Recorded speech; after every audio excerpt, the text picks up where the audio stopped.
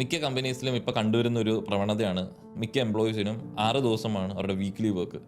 പണ്ടൊക്കെ കുറച്ചെങ്കിലും കമ്പനീസിൽ 5 ദിവസം വർക്ക് എന്നുള്ള രീതിയിലും പിന്നെ എക്സ്ട്രാ എന്തെങ്കിലും ഒരു അർജൻറ്റ് വർക്ക് ഉണ്ടെങ്കിൽ അത് 6 എത്തുക എന്നുള്ള രീതിയിലും ഉണ്ടായിരുന്നു. പക്ഷേ ഇപ്പോൾ കണ്ടുവരുന്നത് മിക്ക കമ്പനീസിനും 6 ദിവസമെങ്കിലും വർക്ക് ചെയ്താലേ അവർക്ക് ഒരു സമാധാനമുള്ളൂ എന്ന രീതിയിലാണ് വരുന്നത്. ഇതിൻ്റെ മെയിൻ ഡിസിഷൻ മേക്കേഴ്സ് എന്തുകൊണ്ടാണ് ഈ 6 എത്തുന്നതിൻ്റെ എൻ്റെ കുറച്ച് വിലയിരുത്തൽ എന്ന് പറഞ്ഞു കഴിഞ്ഞാൽ, ഒന്ന്, അവർ വിചാരിക്കുന്നത് 6 ദിവസമെങ്കിലും ഉണ്ടെങ്കിൽ വർക്ക് തീർക്കാൻ സാധിക്കുകയുള്ളൂ. 2, അവരെ സംബന്ധിച്ച് 5 ദിവസം കൊണ്ട് തീർക്കുക എന്ന് പറയുന്നത് ഇമ്പോസിബിൾ ആണ്. 3, അവരെ സംബന്ധിച്ച് കൂടുതലായിട്ട് പൈസ ഉണ്ടാക്കാൻ വേണ്ടിയായിട്ട് അവരുടെ ടീമിനെ കൊണ്ട് കൂടുതലായിട്ട് work ചെയ്യിപ്പിക്കുക.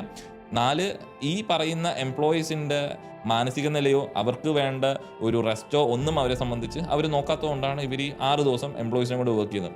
At the same time നമ്മൾ ഈ 6 ദിവസം വർക്ക് ചെയ്യുന്ന കമ്പനിയും 5 ദിവസം വർക്ക് ചെയ്യുന്ന കമ്പനിയും നോക്കിക്കഴിഞ്ഞാൽ മിക്ക 5 ദിവസം വർക്ക് ചെയ്യുന്ന കമ്പനിയാണ് പ്രോഫിറ്റ്. അവിടുത്തെ എംപ്ലോയീസ് ആണ് ഹാപ്പി, അതുപോലെ തന്നെ അവരുടെ കസ്റ്റമേഴ്സ് ആണ് ഹാപ്പി.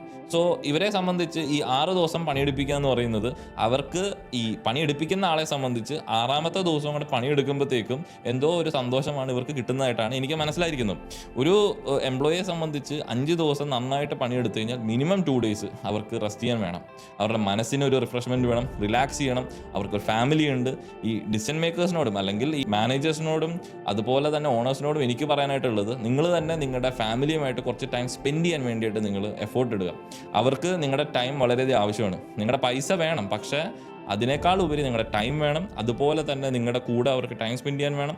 അതുപോലെ തന്നെ നിങ്ങളുടെ ഫ്രണ്ട്സിന്, അതുപോലെ തന്നെ നിങ്ങളുടെ റിലേറ്റീവ്സിന്, ഇതെല്ലാം വളരെ ഇമ്പോർട്ടൻ്റ് ആയിട്ടുള്ളൊരു കാര്യമാണ്. നമ്മൾ ഈ ഭൂമിയിൽ ജീവിക്കുന്നത് പൈസ ഉണ്ടാക്കുക, ബിസിനസ് ഡെവലപ്പ് ചെയ്യുക, എന്നിട്ട് ഒരു നാൾ നമ്മൾ മരിച്ചു പോവുക. അതിലൂടെ നമ്മളൊന്നും നേടുന്നില്ല. പക്ഷേ നമ്മൾ വർക്ക് ചെയ്യണം. അതുപോലെ തന്നെ നമ്മുടെ ഫാമിലി വാല്യൂസ്, നമ്മുടെ ഫ്രണ്ട്ഷിപ്പായിട്ടുള്ള കാര്യങ്ങൾ എല്ലാം നമ്മൾ ഇമ്പോർട്ടൻ്റ് ആയിട്ട് കൺസിഡർ ചെയ്താലേ ഈ ഭൂമിയിൽ ജീവിക്കുന്നതിന് ഒരു അർത്ഥം ഉണ്ടാവും.